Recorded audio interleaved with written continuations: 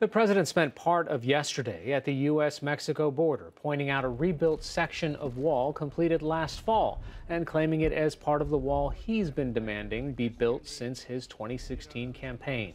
Mr. Trump also announced that the U.S. can't accept any asylum seekers or undocumented immigrants at the southern border because, quote, our country is full.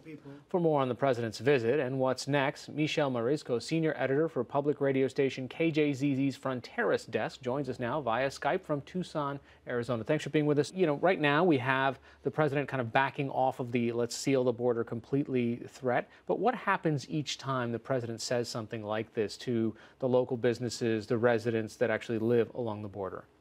Two things happen. First, there are partial shutdowns. Let's start there. Those started at about the same time that he initiated the first threat about a week and a half ago. What's been happening is they have been partially closing down certain shipping lanes between the U.S. and Mexico at Otay Mesa, at let's say at El Paso and Juarez, and then here in Nogales. Those are already adding hours of wait time. For example, in El Paso, upwards of 9 and 10 hours of shipping just waiting in Mexico to cross.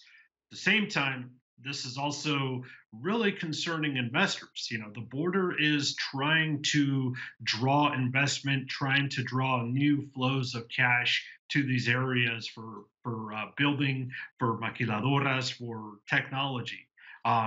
This is scaring people away, and this is a huge, tremendous concern for people, for example, here in Nogales. What about execution of these orders, of these shutdowns? Who's on the front lines? I mean, the Border Patrol doesn't have an increased number of staff to go along with this. I'm imagining they're just, working longer hours? Well, what they did was they diverted Customs and Border Protection officers, these are the customs inspectors, away from these lanes and then put them to work with U.S. Border Patrol agents, the agents who patrol between the ports of entry, to help regulate and administer to the needs of asylum seekers.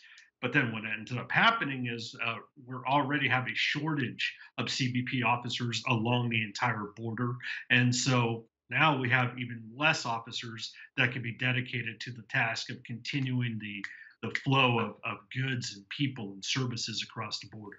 What about the Mexican government's response to all this? So Mexican President Andres Manuel Lopez Obrador has played a very careful role here. In the first case, he's been somewhat dismissive. He said that he didn't believe President Trump would actually shut down the border. He was right about that.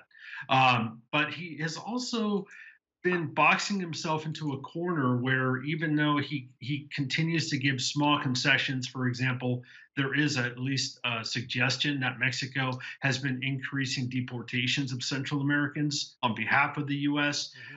Every time that they give a little bit of acquiescence there, the criticism has been coming in that the U.S. just demands even more from Mexico.